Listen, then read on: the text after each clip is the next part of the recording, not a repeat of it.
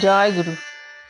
আলোচনা প্রসঙ্গে দিনটি ছিল 25শে আশ্বিন 1346 বৃহস্পতিবার, ইংরাজি 12/10/1939। সন্ধেবেলায় সুশীলদা পাপ্পাজির মৃত্যুর পর নরদেহে পুনঃ আবির্ভাবের বৃত্তান্ত বর্ণনা করেছিলেন। শ্রী ঠাকুর বললেন, তাহলে অতিবাহিত দেহ ছাড়া আর কিছু নয়। প্রফুল্লদা বললেন, আপনার নাকি পূর্বজন্মের বৃত্তান্ত মনে আছে? শ্রী ঠাকুর বললেন, কি জানি, তা কল্পনা কিনা বুঝতে পারি না, তবে যেন স্পষ্ট মনে হয় আমি আর কর্তামা নদীতে একটা নৌকায় বেরিয়েছি। চারিদিকে কত কাশিন। কর্তামাকে এ কথা জিজ্ঞাসা করেছি, কর্তামা আমার কথা উড়িয়ে দিয়েছেন। আমার মনে পড়ে এক সময় পাহাড়ে পাদদেশে ছিলাম। একটা পাথরের উপর আমি বসতাম।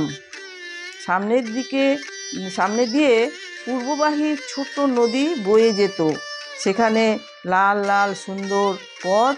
আমার একটা বউ ছিল, সে আমাকে খুব ভালোবাসতো। এখন গেলে সে যেন এখনও আমাকে চেনে। এই জন্মের কথা মনে হয় যেন ভূমিষ্ঠ হয়েছিলাম একটা ঘরে, সেখানে মিটমিট করে আলো জ্বলছিল। মা বলছেন যে ঠিক ওই রকমই নাকি হয়েছিল। আমি কত কি বোধ করি, সব সত্য মনে হয়। অচানক কত কথা মনে জাগে। আগে বলতাম না, এখন দুই একটা কথা বলি। কারণ দেহ সম্বন্ধে আবার কথা উঠল। শ্রী ঠাকুর বললেন, জননকোষ থেকেই তো শরীর, তার এ অতীত যে দেহ তাই। গ্যাস জিনিসটা যখন তরল হয়, বাষ্প যখন ঘনীভূত হয়ে জলকণার রকমে আসে, তখন আমরা আকারটা দেখতে পাই। কারণ দেহটাও তাই খুব সূক্ষ্ম পদার্থের সংমিশ্রণ ছাড়া আর কিছু নয়।